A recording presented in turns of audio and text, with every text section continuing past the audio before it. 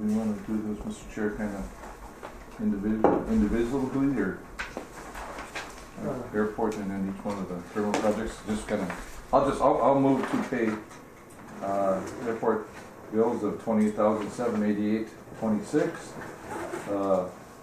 Phase 2 unpaid bills of $2,208.36. Runway construction phase 3. We have unpaid of $160,000 and $160,030. And then we have another one from the airport for $2,176.77. Well, they keep going.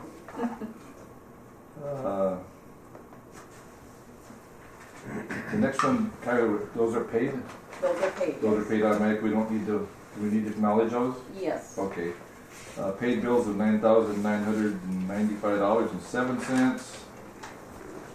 And runway construction phase 2, $130,532.57. And that's it. I'm glad. I would move on those, Mr. Chair, for discussion. We've got a motion by Commissioner McBride. I'll second. Second by Commissioner Nevenin. All right, discussion. Kyra, anything else? Yeah? That's a lot to... Whew. I'll just note that the runway phase 2, the bills that were paid were for the wetland credits. So. Oh, that's good. And I have one, Mr. Chair. Go ahead. And this, I guess, maybe for Thor, for airport H&L Masabi. Yeah, cutting edges for the equipment. Oh, okay. I think we need those. Yep. I don't know how we got a wetland bill. We don't have wetlands here. All right. Any further questions or comments? If not, call a question. All those in favor? Aye. Aye. Opposed? Motion carries. Engineers report. We are working on getting everybody connected here. You know, if you want, you can come and sit up here. Sure. It's up to you. Texting Bob and Steve. Okay. We'll wait till you're done. I think a little bit of a miscommunication there, unfortunately. Okay, well, they're calling in. If it's okay, if maybe we do the air side or the land side, air side stuff first. Sounds good. While we're getting them on board here. I got our memo that we can pass around.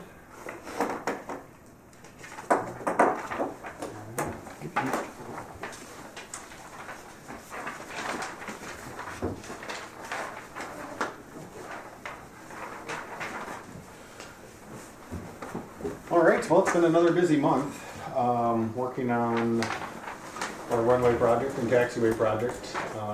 It's a little bit of a lull in the activity, but we're gearing up for construction on phase 2 and designing and bidding on phase 3. So quite a bit happening.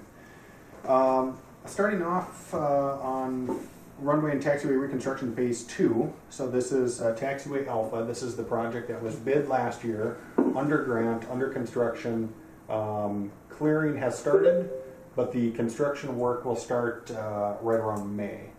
So we haven't had, this is the one that's kind of in a little bit of a lull. The tree clearing work is underway. We did all the upland, non-wetland tree clearing back in December. Then we had to wait for our permits to come through from the watersheds. They came through, and then they started clearing again here about a week ago. So with that, we are kind of underway on tree clearing again. I think the one exception is the weather balloon facility. Tracy had us stop there just because there's she's worried about where Tracy's from the FAA. She's wondering where to best align that funding. Initially, we had planned to have the clearing around the newly acquired property to be part of next year's grant, and we are. She kind of just told us to hold the phone for a little bit and until she gets something figured out. So Hewlin is clearing other areas, wrapping up that work. Hopefully, we can get them on the back end and get the work done right away. The other item with phase 2 is the Spildy property. So we've had discussions on that. where we're at with that temporary easement to impact the very airport side of their property. We're kind of working with the city attorney on that. It's we haven't heard much, and I know this kind of ties in with some of the other easement issues that we're having with the airport. I know that he's busy, so we're trying to coordinate time with Mr. Shimon to get that easement language drawn up.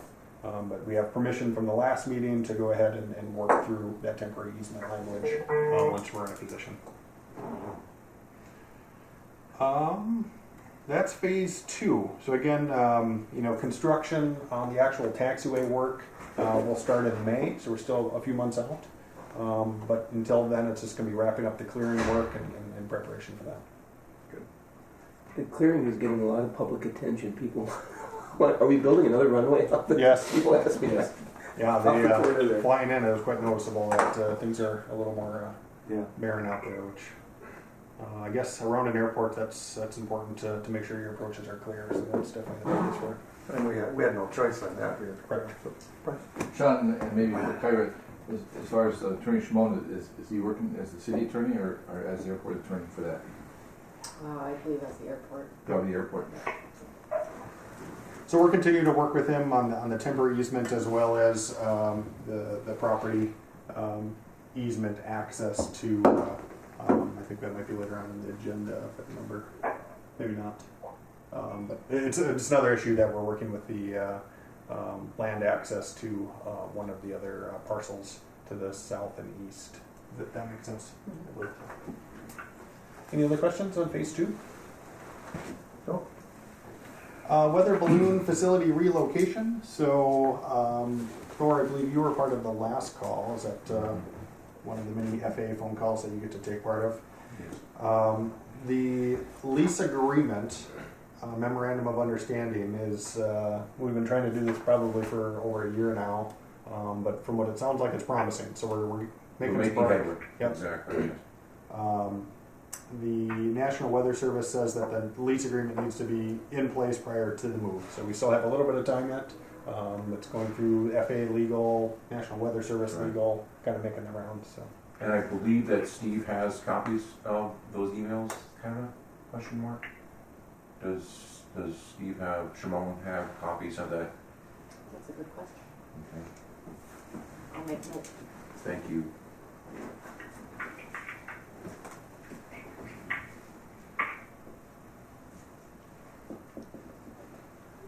So the schedule for design, Ariel Christensen has been working through our design for that. The 90% design review was sent to the FAA last week, and we are still planning on a bid opening in approximately about a month's time. And construction, in the grand scheme of things, if you can imagine and picture it, the buildings can get relocated at the end of this upcoming summer for the temporary runway operation the following summer. So relocated in the fall of 2020 for construction of the runway in 2021. Okay. So that's all part of our federal grant request for this year. I mentioned the tree clearing as part of the weather balloon facility relocation portion of the project. We did get permission to do that clearing in the summer. I thought you guys would enjoy this. That the only time we can't do it is when the long-eared bat is pupping. So when there's apparently some time when the bats are nesting and making new bats, they can't. That's when you can't do the tree clearing. So June 1st to July 31st, we can't do any clearing, but we did get permission to go up until May 31st. So. Pupping, I got to remember that's a good one. Yep. So it's pupping. apparently in environmental terminology, that's what it's called. So. The code official has a 90% set of the drawings, so Ariel's working with them to kind of go through that initial review, get feedback from the code side of things. So the only action item, and I'll pause for questions, but the action item will be considered advertisement for bids for a bid opening on March 24th, 2020 at 1 p.m. Here in this room. It says 2 p.m. here. Mine's the one on. Yeah, we're actually going to have two bid openings that day. So the first one is the weather balloon facility at 1 p.m. Oh, the other one. And you're more than welcome to do both of them in one motion if you'd like. We'll eventually get to phase 3, where we'll have the bid opening for the runway reconstruction project. Two separate projects, so we separated them by 1 hour. One will be at 1 p.m. The runway reconstruction phase 3 will be at 2 p.m. Oh, okay. Yeah. Any questions on the weather balloon facility relocation? I'll move on the advertisement for bids for the balloon relocation. Okay. We've got a motion. Is there a second? I'll second. Motion and a second, and this is for the balloon facility relocation, March 24th, and that one's at 1 p.m. Any questions or discussion? Hearing none, all those in favor signify by saying aye. Aye. Opposed? Motion carries. Okay, thank you. Mr. Chair, Go ahead. can I ask who's on the phone at this time? Hello? Oh. Bob is here, Bob Coors. What in the world is that? Bob is I have a little sandwich as well. What is that, a goat? he has baby goats. That That is actually a goat? That is literally a goat. Yes. I was going to make reference and I thought I better not. Well, that goat will fit right in at this meeting, so. So Bring your goat up here sometime, Bob. Bring him to the meeting. Is the goat pupping? There is a goat puppy.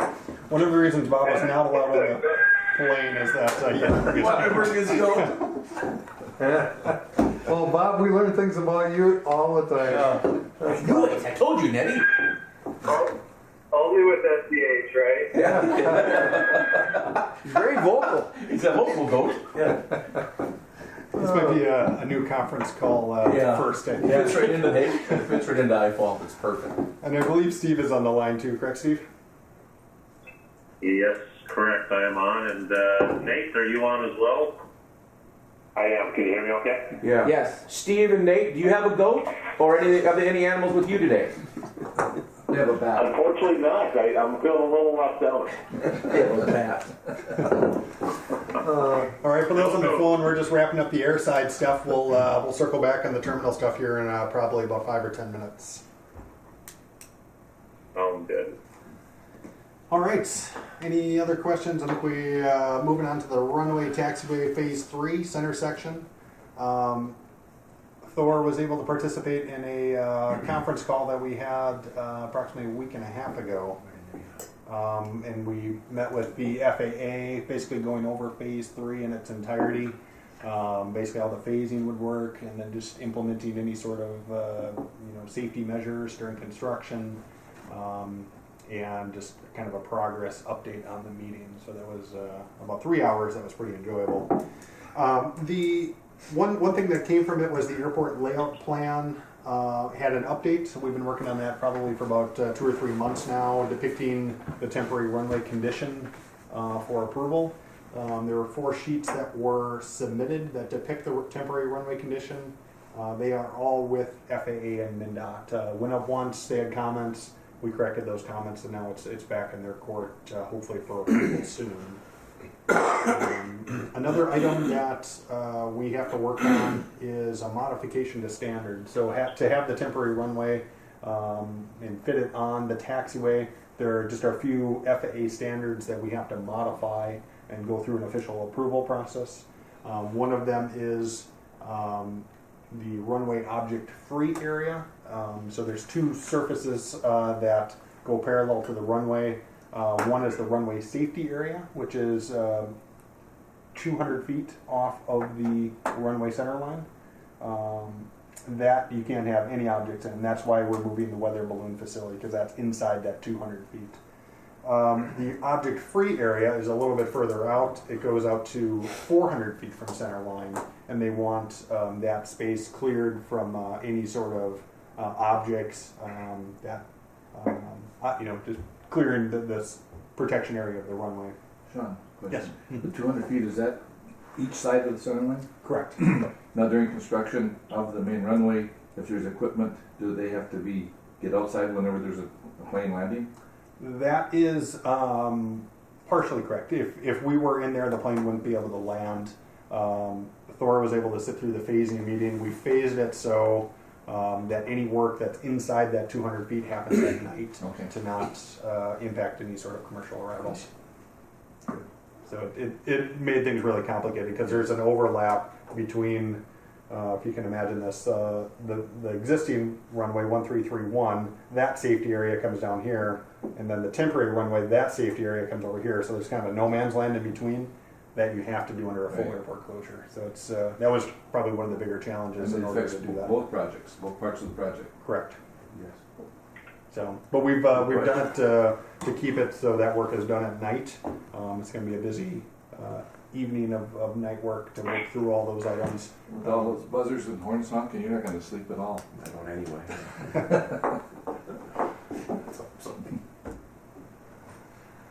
So that runway object free area has to be reduced because there's some hangars and some other things in the way. So the modification is to reduce that runway object free area down to 264 feet from 400 feet. That might sound alarming that we're not having that protected area, but they actually have this case at O'Hare, not O'Hare, Midway.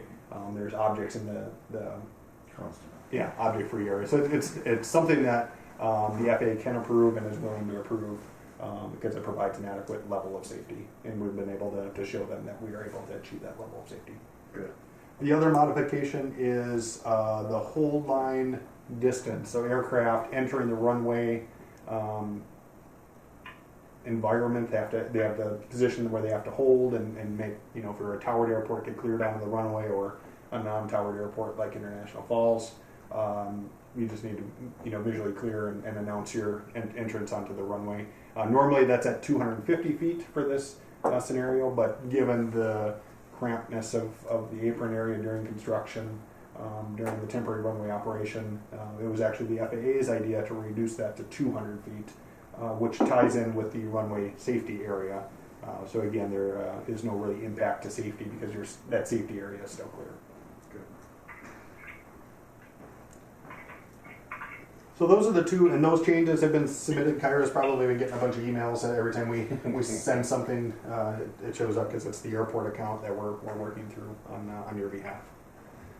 The schedule for Phase 3, again, is very similar to the weather balloon facility relocation.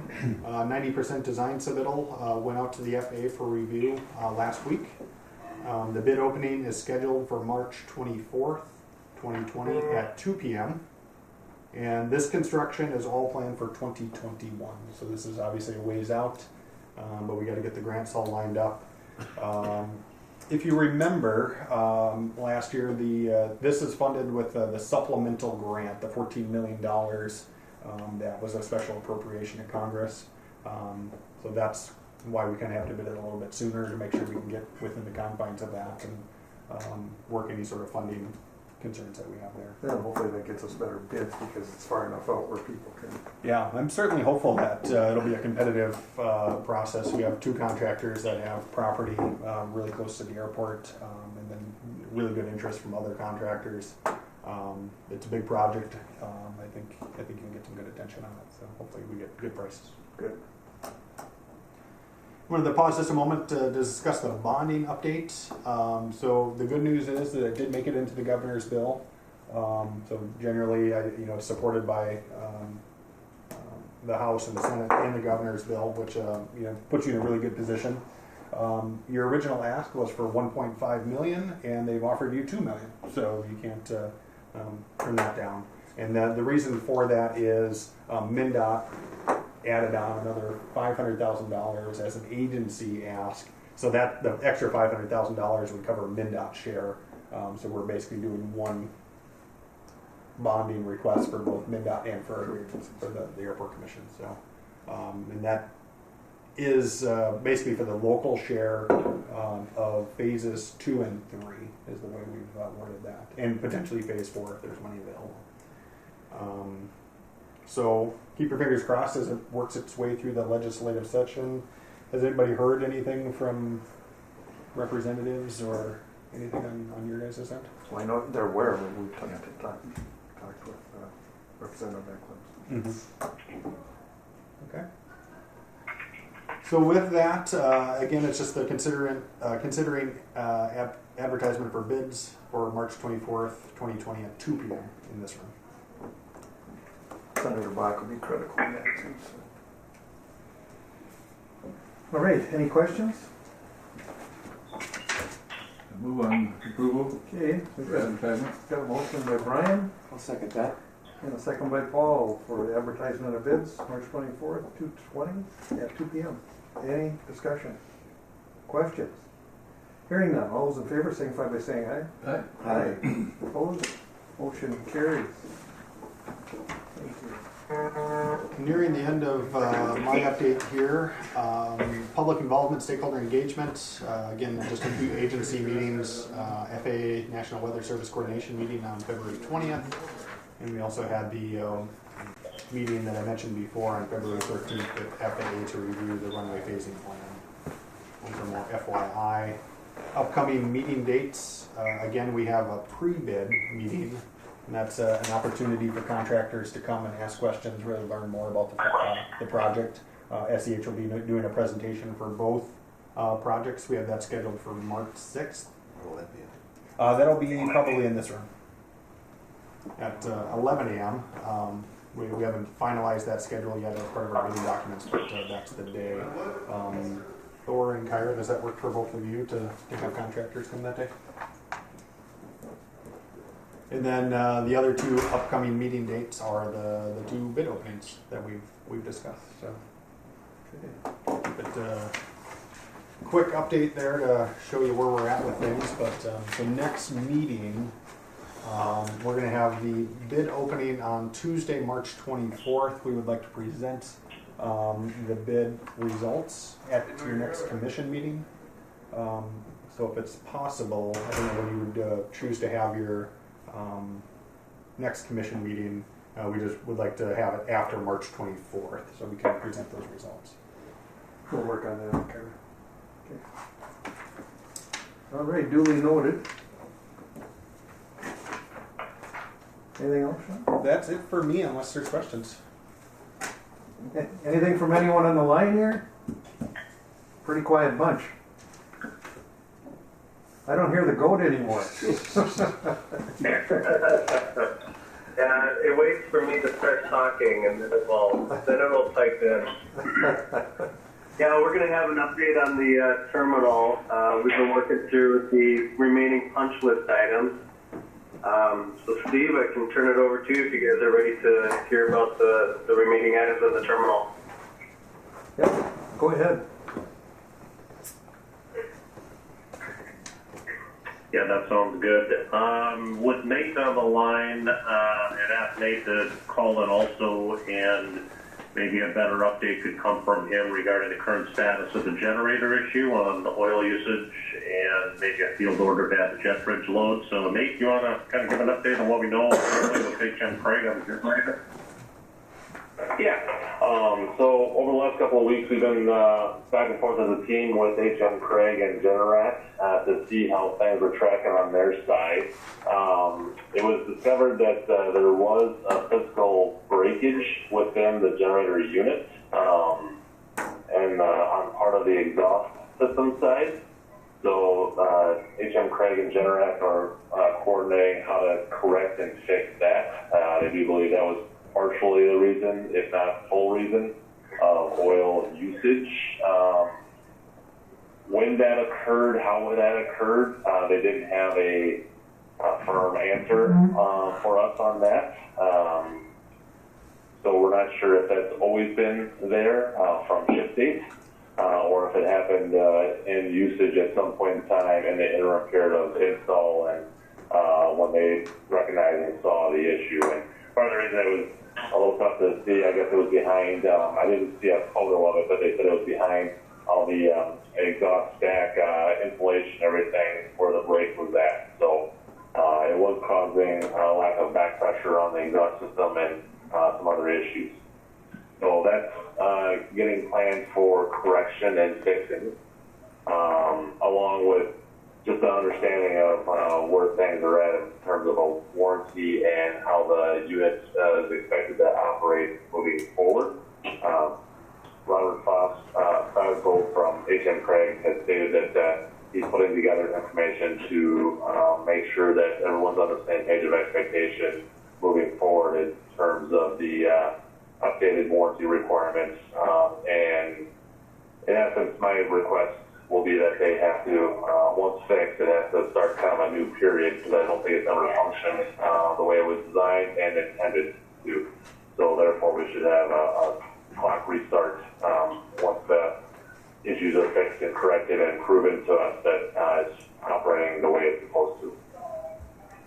If I may, Nate, Yeah.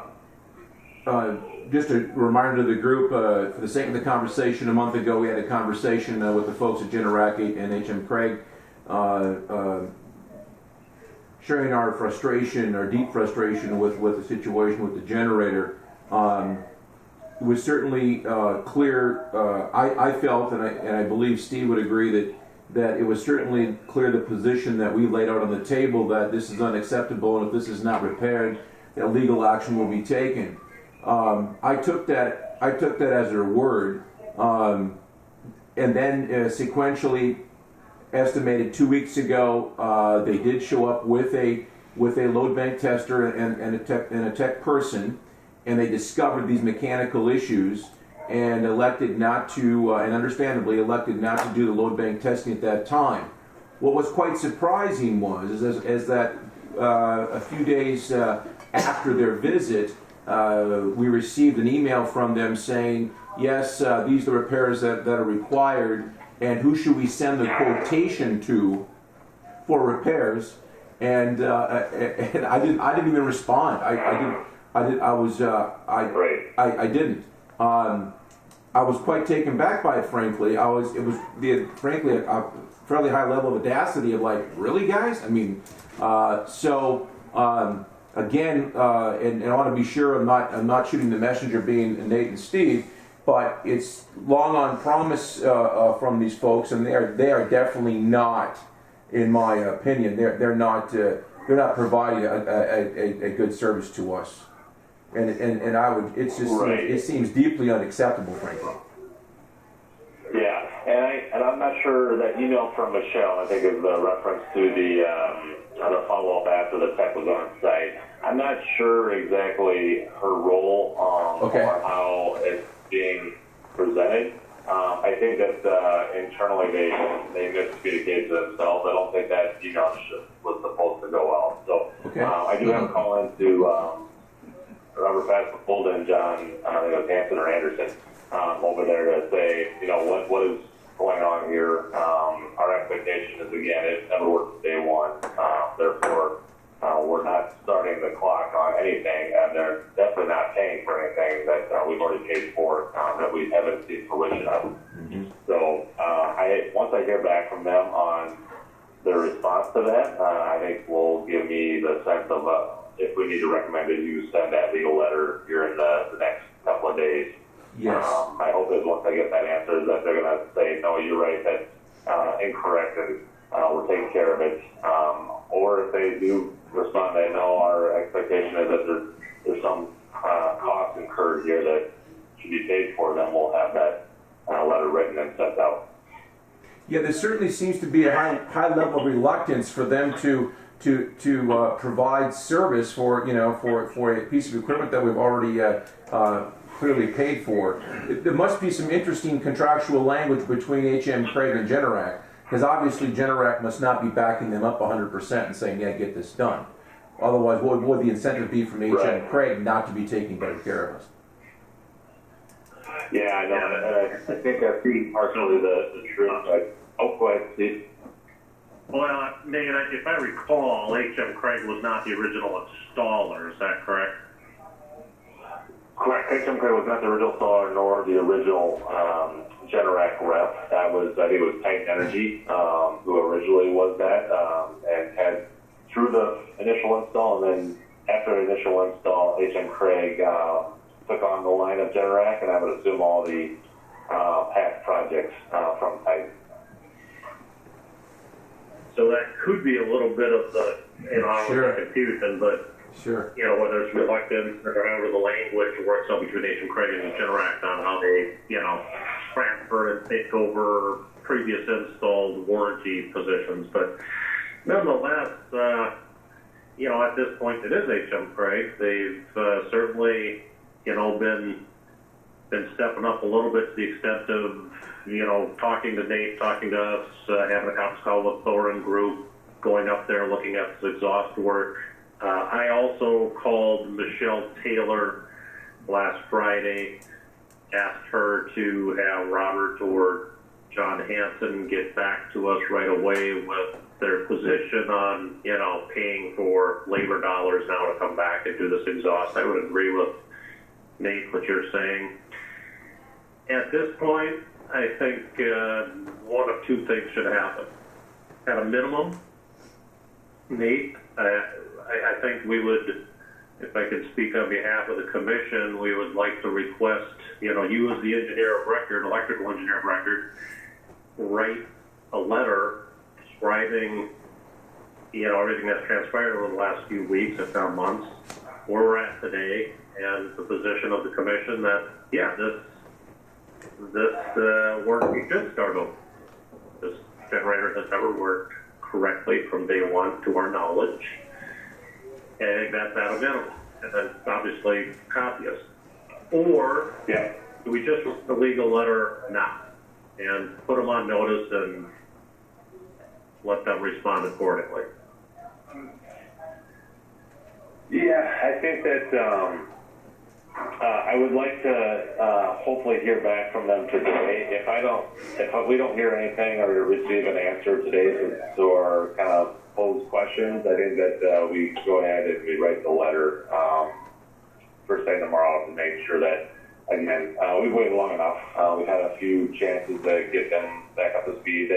They have stepped up to a few things in terms of just getting out there and have a conversation, removing the other technician that was not a good technician or fit for the facility.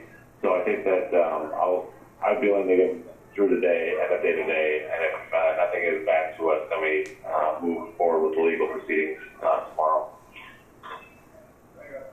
Could you at least write the letter this morning explaining, where everything is at currently and send that as a precursor to potential legal action then? I can, yeah. I'll get a draft pulled together. I'll have to have my legal look at it real quick, make sure it's on par with expectations with the specifications and documents, and then they'll get it over to, should it go through you, Steve, or through Bob and SEH as the official channel? Well, it seems like it would come directly from. Okay. I guess, Bob, I'm sorry. My thought was this letter could come from Nate as the electrical engineer of record, and copying the rest of this team and the commission. But if it goes to a legal notice, then that certainly needs to come from the commission's legal counsel. Yeah, that's what I was thinking too. Okay. Well, I'll treat it as a memorandum of expectations that I write together today, so that then I'll sign it legally, and we'll move forward with that with today's letter, and then we'll see what they come back with, and then if nothing, then we'll move forward as a contract legal requirements document starting tomorrow, along with the council. Everybody here okay with it? Mhm. All right.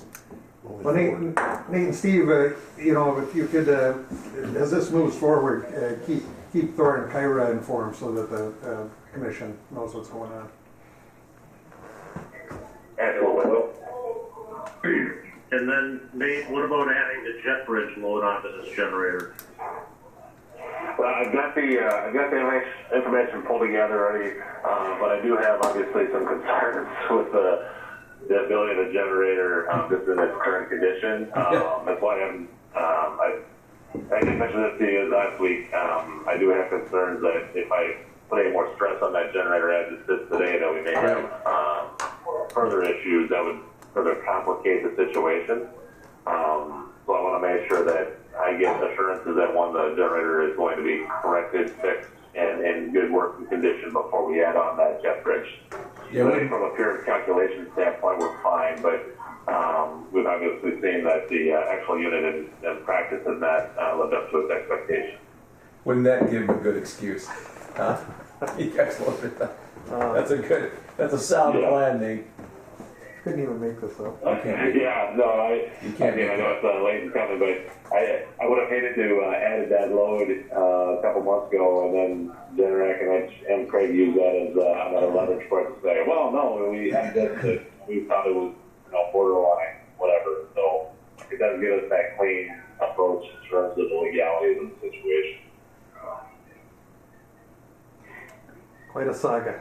That's true. But at one time, wasn't it, didn't they tell us to load the generator? Or maybe we were using oil because it wasn't under load? Exactly. Ran it for hours and hours once. Yeah, 14, 17? Can't remember. Long time. Long time. Yes. All right. Okay, is that enough for the generator for now then? Sounds good. I think so. I think we're all on board. We beat it to death again. Yeah, once again, yes. Maybe we should have kept the old ones.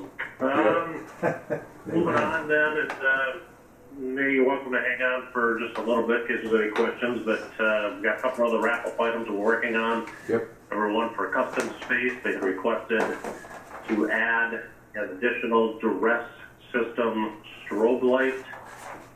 We have directed Hanson Electric to proceed with that work. They've ordered the part from Brothers Fire. I would think we see that this week, so I'll follow back up with Greg Evans and Steve Hansen and find out if we can get that wrapped up.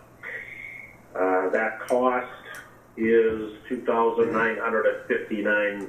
I'm sorry, that's the wrong quote. $2,039 to go up and add that additional dress button, again, per the request of Customs.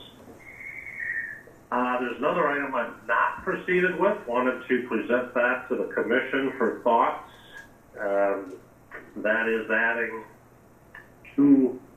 potentially adding two more 8-lounge speakers. So the clarity, I think it's comfortable at this point talking to Holly, but in her perfect world, as she said, she believes if two more speakers were added, it would solve maybe 100% of the issue. While the responses from the public are much better and the ratings have increased, she said they still do have some folks that struggle a little bit with the clarity of the speaker adjustments we have done thus far. If the commission would like to entertain adding two more speakers, that cost would be $2,959. I would not want to proceed with that work until maybe you all have a chance to go visit with Holly, listen for yourselves, understand that, and determine how important it may or may not be to spend another $3,000. Is that fair? Silence. Yeah. Just kind of never ends.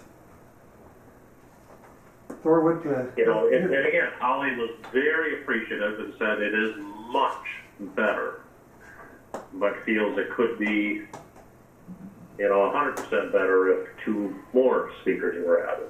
I guess my point is, I certainly have faith in her, but I mean, is she the expert in it? Will that really fix it if we're going to spend that much more money? I don't know. What do you think? One thing is for sure. I think it's an accurate assessment from Holly's perspective, and I think Steve is doing well describing. We've definitely improved it dramatically, unquestionably. Now, whether two additional would bring you to 100%, I'm not sure. Right. Well, I believe at this point, either way, it's going to be on the airport dime to pay for this. I'd be more to let's let it rest for a while and see what happens. if we need to do it at a later date, because we're gonna pay for it one way or another, it's not gonna be grant dollars, Right. so. I just want to wait and see where it goes. Okay. Yeah. I don't know if we need a motion, or that's just a consensus, but I don't think, yeah, I don't think just consensus, but. consensus, yeah, we don't, only thing we need a motion for is we're gonna move forward and spend the money. But, what do you think, are you all right with it? Yeah, absolutely. That'd be my recommendations. So I guess the message to send back, we're not saying no, but at this time, we wanna, let's see how it works out here, see. Absolutely. Okay. And then for the other item, we would need action on the other item for $2,039? Correct. 2039. Okay. All right, wishes of the board on that. Also will.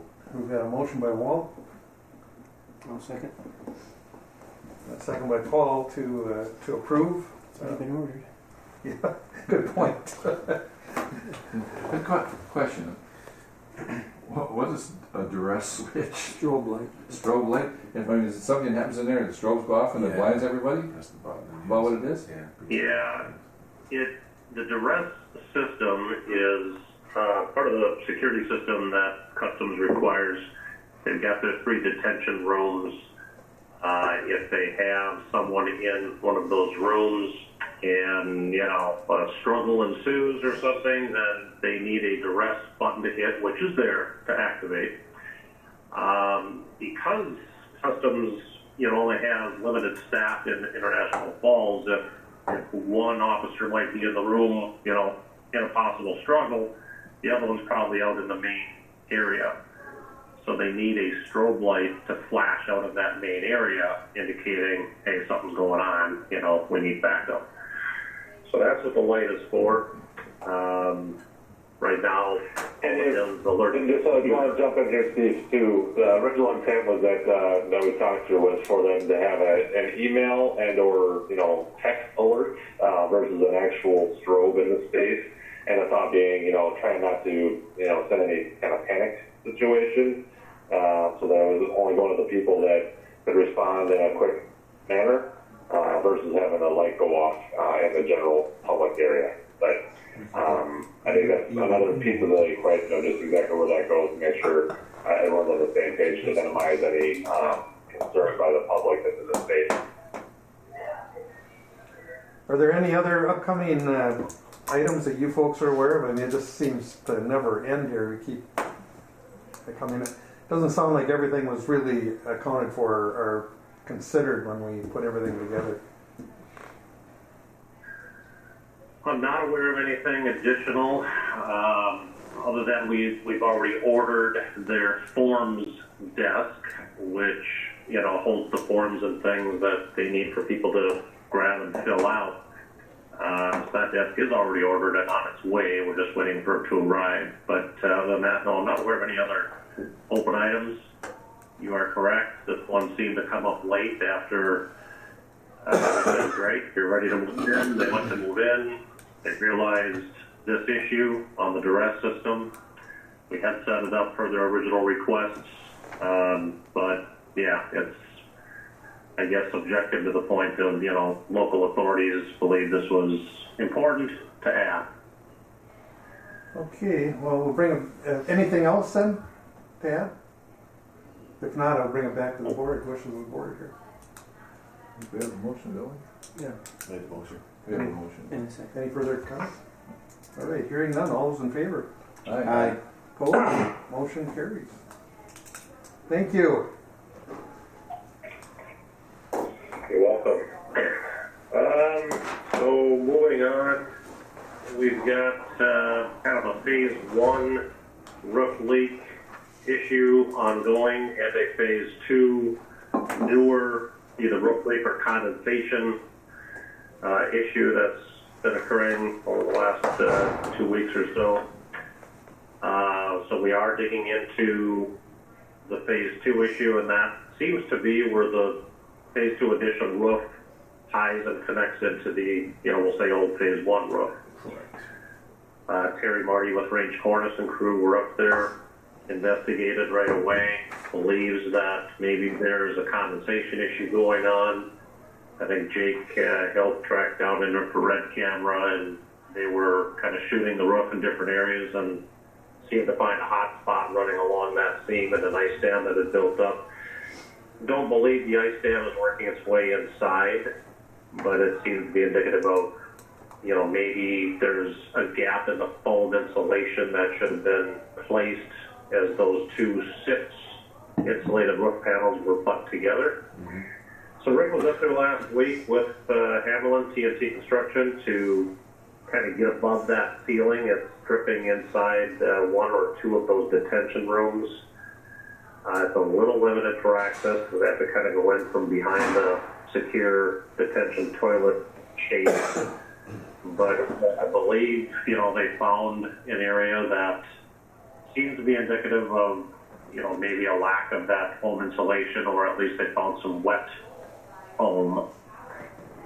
To access it further, we're probably going to have to take apart secure ceiling system within one or two of those detention rooms to fully access that space above, get up in there and get it foamed. So we'll continue working on that effort with TNT and Range Cornice. And Dow Acoustics will have to get involved. That will be, I guess, the position I would take and am taking with TNT is, if indeed that's a lack of foaming SIPs panels correctly, then that should be an issue they could pay for in its entirety, including taking apart the ceiling and putting it back together.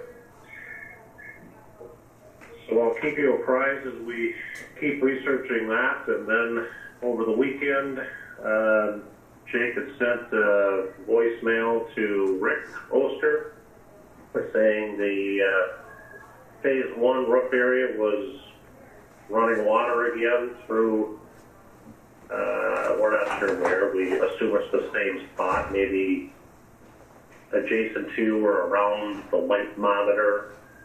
But as it's coming in and running down, I think the beam line and dripping running in close to the fireplace and entrance door. So I do have a call into Range Cornice Roofing this morning and Wasabi Glass to continue seeing what we can do to research that and find out what's happening. So more to follow.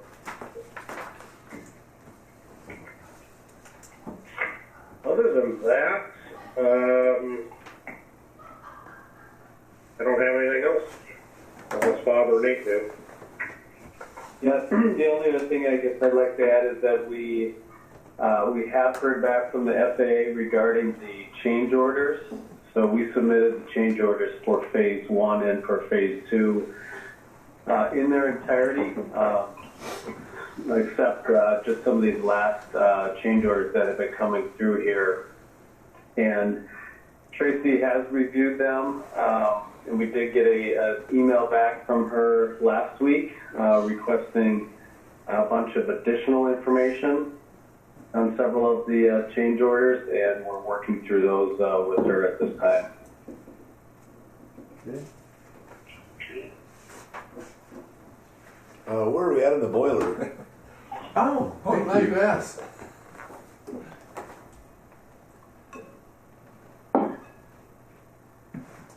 I don't know. That's a great question. I need to follow back up with Ted.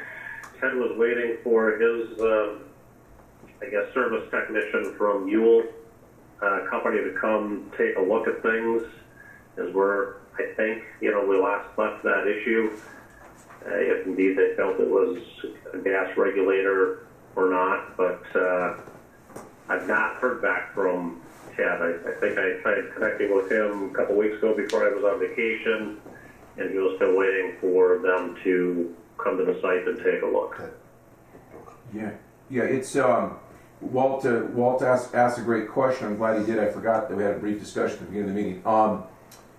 Yeah, overly simplified, Ted has been in contact with them, and just to share with the group, basically over the entire winter, we've only been running on 2 boilers for 2 weeks. The vast majority of the time we're running on only one boiler is operating. So they have not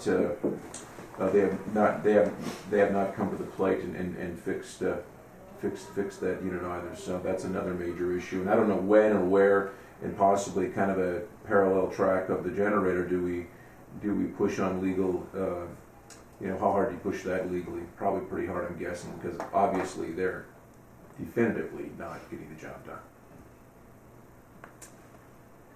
And another winter will be coming, so. Yes. Well, summer will be coming, and don't forget about it again. Sure. That's my point, yeah. Yeah, so, this is, so Ted said that we were only operating on both generators for a couple weeks, you said? Yeah, the bad boiler has overly simplified that as per design we've only run two boilers for about 2 weeks of the total winter because of the one not running. So in essence, Okay. 95% of the time we're running on one boiler. Yeah, that's, Steve, do you recall hearing that? Because the last I recall was that they had only had one, the second generator had only been down once this winter. Yeah, the second boiler. Oil. No, I guess I've not heard that to that extent, although admittedly over the last month or so, we've been kind of waiting for Ted's service technician to come take a look. But, whether prior to that, how long it was in lockout, I don't know. So if it's only been on for a couple of weeks, so be it. When we last investigated and resolved whatever the issues were at that point, which I think was last winter, tail end, again, I think it's that silent and for the summer, fall, until it started needing the winter heating mode again. And that fired up? Maybe it was only a few weeks and then it went into lockout again. Well, yeah, okay, so we'll take another look at that, Thor. That's new information, I guess, for our team.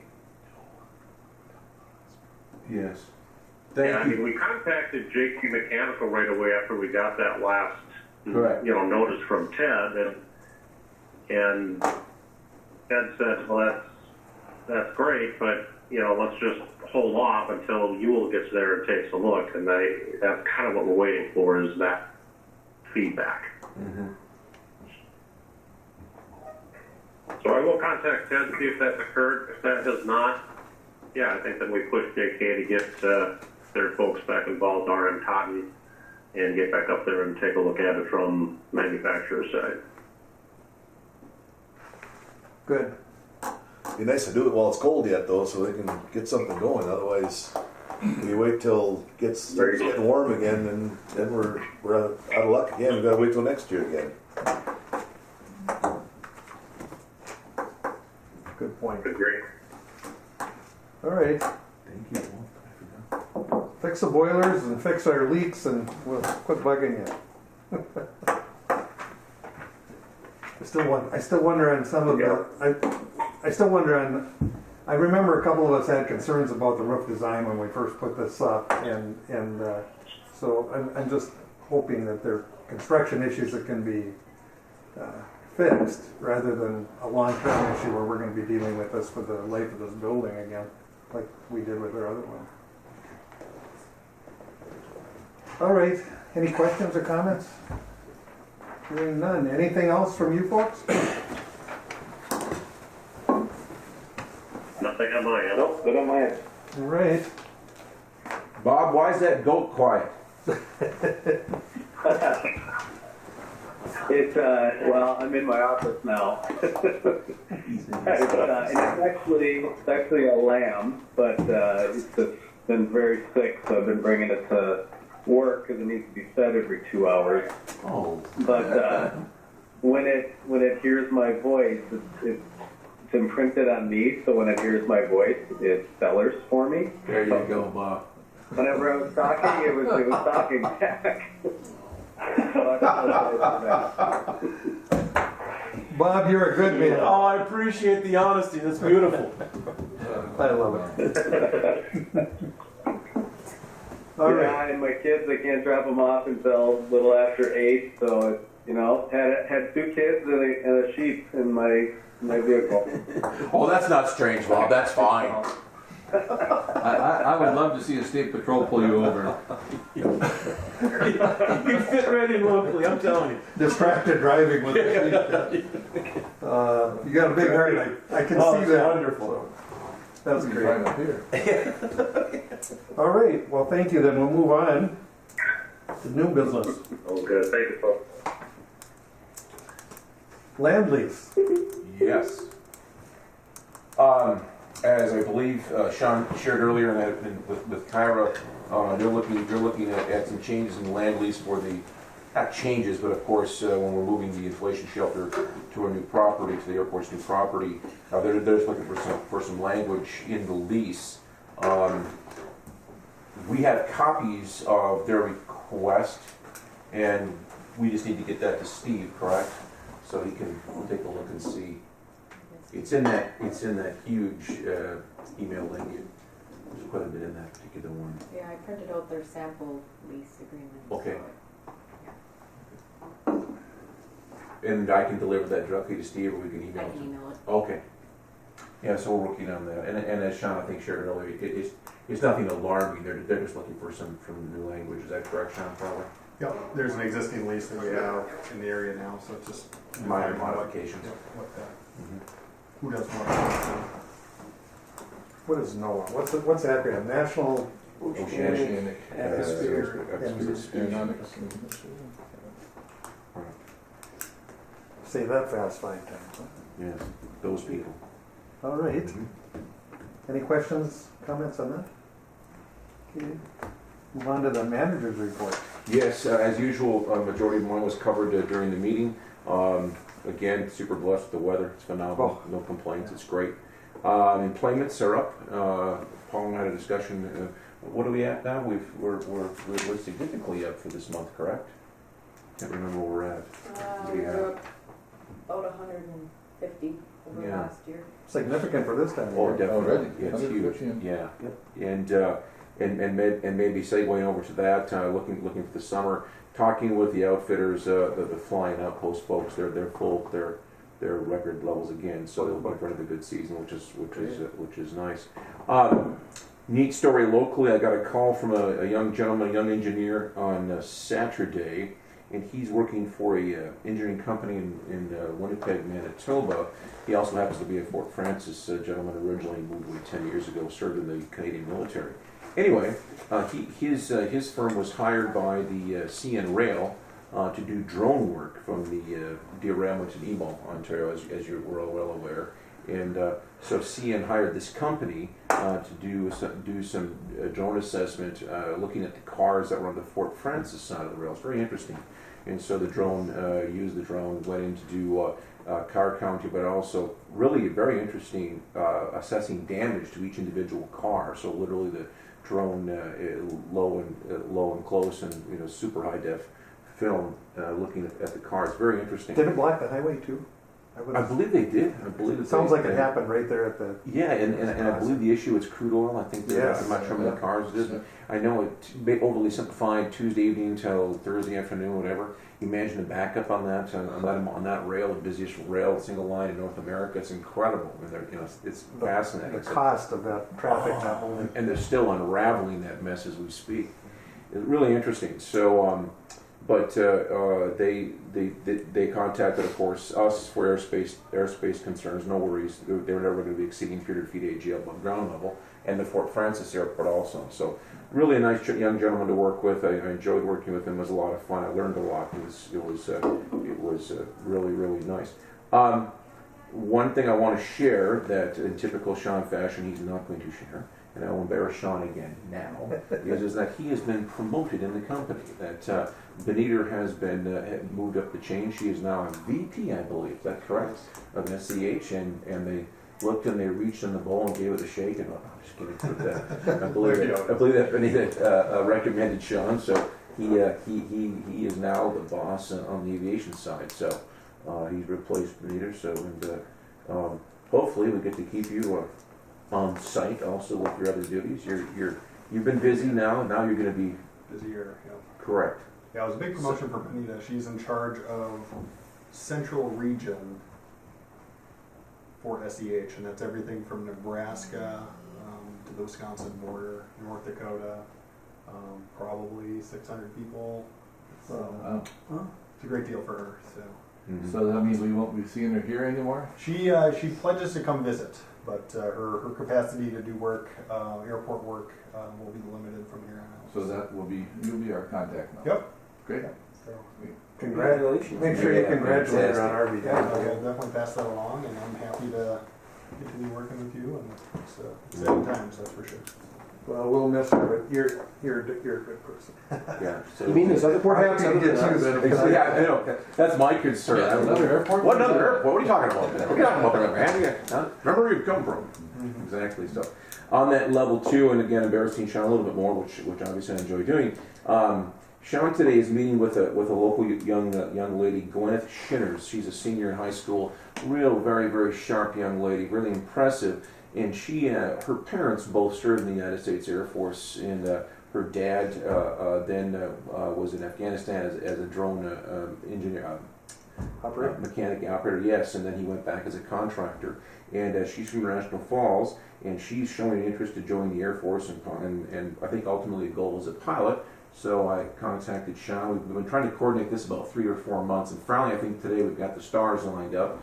At about 11 o'clock today, Sean's going to meet with Gwyneth and her parents, and they're going to talk about this young lady possibly joining the Air Force and a neat career path. She would be of the genetic of, she would be part of the Sheehy-Dushlak clan per se. Okay, so that whole thing fits in there. So yeah, she's a lovely young lady, and I'm thankful that Sean's going to meet with her. And nice folks. And Sean's got that military background in aviation, so. Yeah, it's great. So anyway, that's it. Just thank you again to everyone's work, and again, hopefully spring's around the corner, and no complaints. Thank you. Thor, one question if you don't mind. For the drone use on the airport, Yes. We've tried to get permission to use the drone on the airport, and the type of airspace that is over INLs requires some sort of FAA approval. Do you know how that all happened, or were they able to get that? Yes, I do. The when the limitation, I can't remember specifically, but if he's outside of the zone there, which they were at that point, they're at 300 feet. Not that it's not like upside down LDK kind of control space, but at 300 feet or below, I don't believe it has an effect. The airport control zone, or if we're a zone, or the airport controlled area, then you need the special permission. But we've done that before, and we can get that done. Are you looking for drone work for us here for these projects? Absolutely, yeah. We wanted to create some visualizations, some different things to help pilots on what this temporary runway would look like. But the problem is we float up our waiver through the FAA, and they deny it or they ignore it. And I tried going through the ADO, and they said there's nothing we can do. It's a different line of business. So I'll check with you afterwards to see if there's somebody we can talk to. Yeah, absolutely. It seems like a little bit of red tape. And That would even seem it's a safety issue. I mean, it'd be it's beneficial. yeah. and that's how we floated the waivers. I mean, to be able to do this visualization to really see what it's going to look like, to see the construction going on. We've done some pretty cool things with drone imagery and how things look afterwards. But then just to get good footage of your airport for marketing purposes and different things, there's a lot of things you can do with it. Right. I just find it interesting because last week, I don't know if anybody is into racing, but I watched Daytona 500, and they were using a drone on the backstretch up to speeds of almost 100 miles an hour, mostly around 85 to 90 miles an hour, up and down the backstretch. Crazy At cool. the same time, Air Force One was landing. Now, you talk about clearance and security, and Right. yeah, and I don't know how far from the backstretch of Daytona to the airport, but I imagine it's more than a quarter of a mile. Yeah. And I'm sorry, go ahead, please. No, that's I've defined that we can't do an overflight if there's no traffic. Yeah. Yet they can run that up and down. And what is super cool about that, and again, it's a fantastic observation on your part. Did you see happen to see the special notice that came out for Daytona? I did not. And one of them clearly was for airspace, was absolutely zero drone activity. So they must have had obviously a waiver with the camera crews. Obviously, CBS has more power than right. Exactly. They promised they weren't going to. Right, but yeah, that's interesting because I'm they sure definitely. when any plane was landing, the drone had to be on the ground. But Because when the airspace came out, when it was bold, absolutely no, At the point when Air Force One was gonna be that, they put the 30-mile circle on Right. Daytona, so, at any time.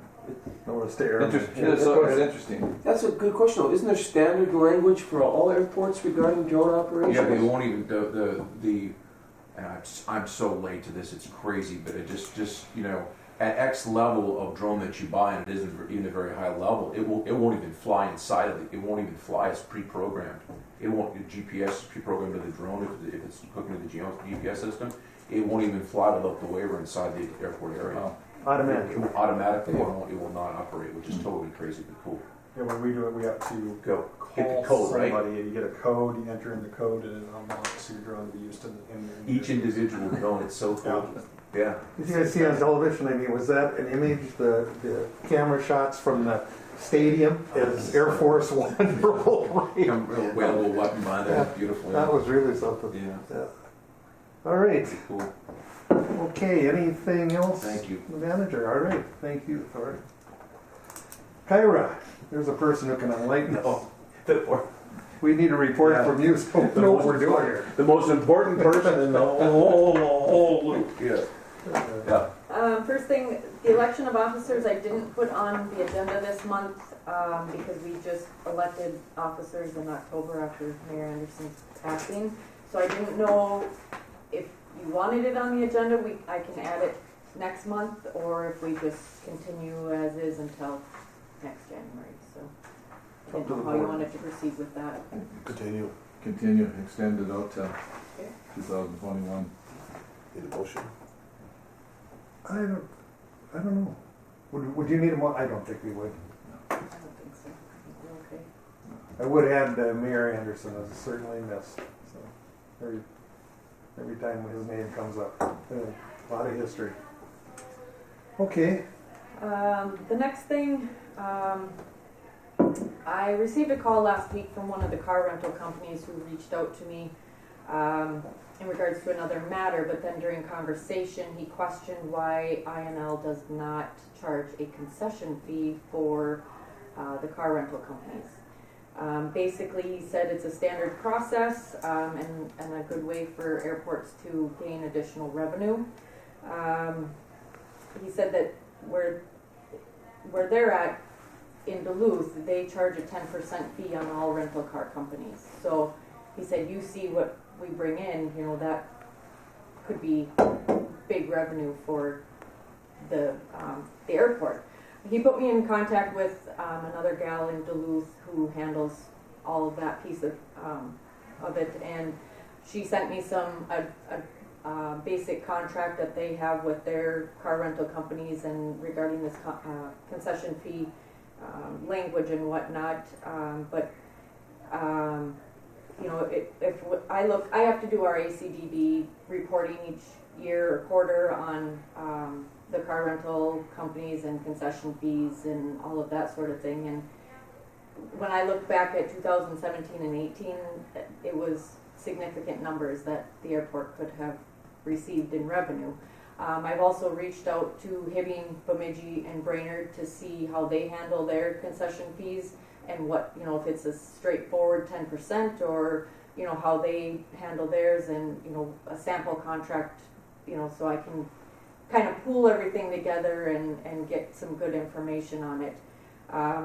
But I'd like to receive approval to continue moving forward on this and looking at it in the future. Like he said, it's standard for all, airports. And when I talked to the gal in Duluth, she's like, I can't believe that you're not charging a concession fee.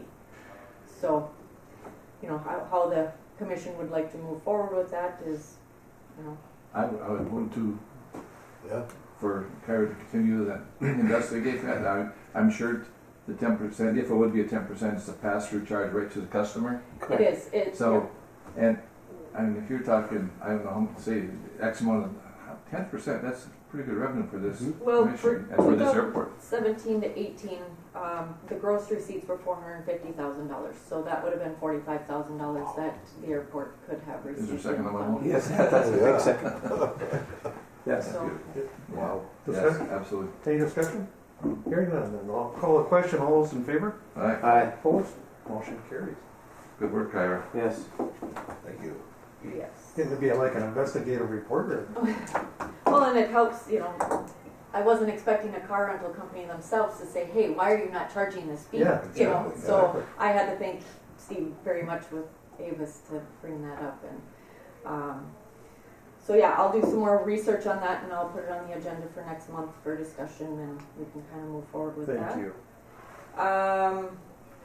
The minimum standards agreement and the key to airport agreement, both I talked with Steve Shimon last month. He is still working on those, so he hopes to have everything together by the next meeting, and so I'll have that on the agenda also for the next month. Other than that, that's about it. Claimants, good. Yep, employments, yeah. And there's a Sun Country leaving Next Soon, Monday, And you had, or and you've added today's another, Monday, tomorrow. What's today? tomorrow. another one in May. Oh, maybe? Yeah. Yeah. It's on the scale, I can't remember. Today. Brian, go ahead. Today? I don't know. And, Comes back Friday is all I know. I'll have to look when I get it, I don't know. and they have added another one for end of We've April, got right? one in April and one in May. Yeah, that's great, great. Oh, Kyra, there's nothing, as far as, advertising dollars or anything, like contracts coming up? Not that I've seen, nothing that I've been notified of as of yet, so. Okay. all right. Anything else, Kyra? That is all I have. All right, thank you. Any questions for Kyra? Hearing none, we'll move on to reports from members. Commissioner McBride, I think I've said enough today. keep yourself out. I just have one I want to talk to Thor about a little later. It's okay. It's not even airport business, so other than that, no, I'm good. Thank you. Thor. Thank you, though. Okay. Thank you. Commissioner Walt. Nothing, thank you. I would just note that Customs is been open now, and their people are Every day. scheduling to come in and get their trusted traveler documents.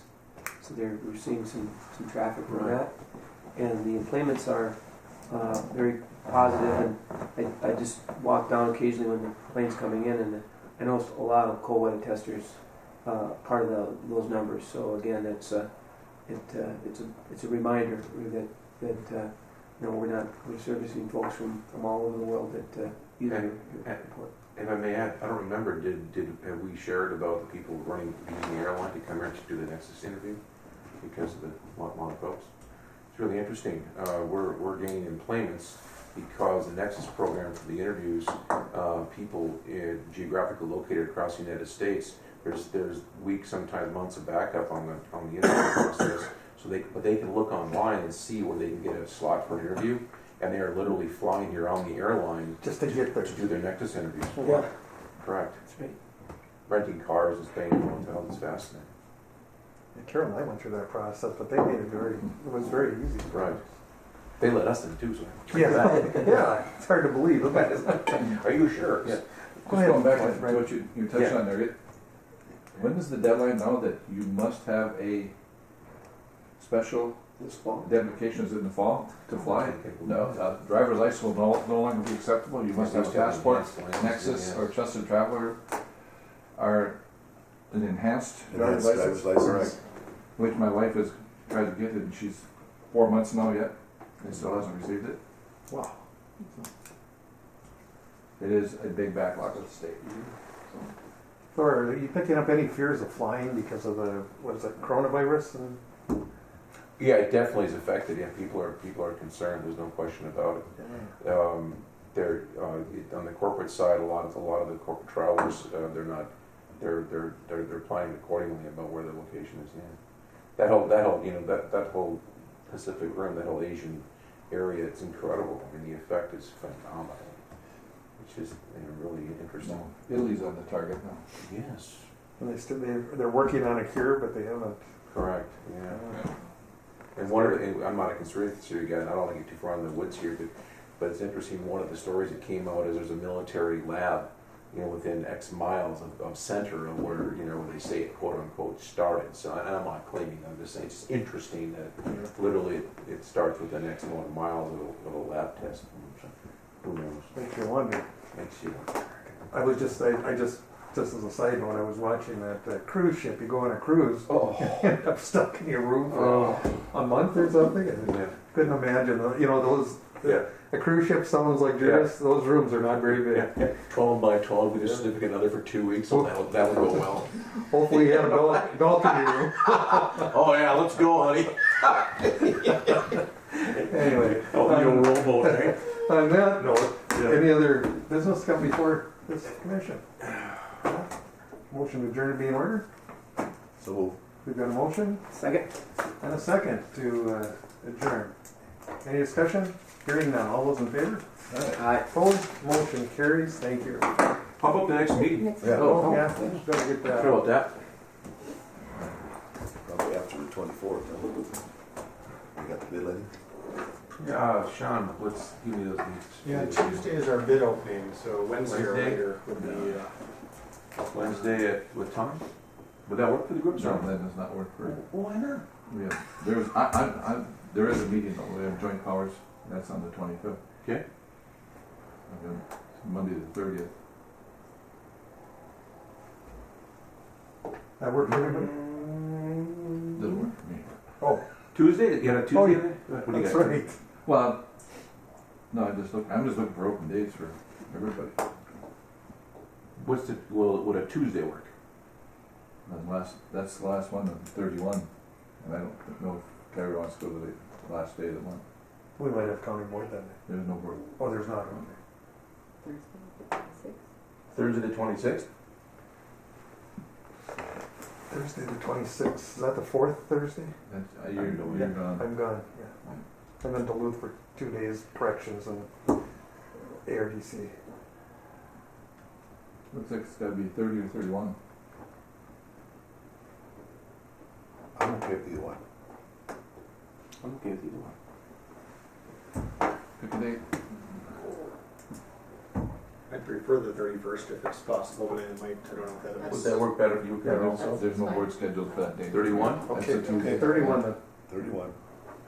At 8 a.m. We'd do anything for you, Sean. I appreciate that. No, that works for me. That'd be good. Okay. All right. Duly noted. Thank you.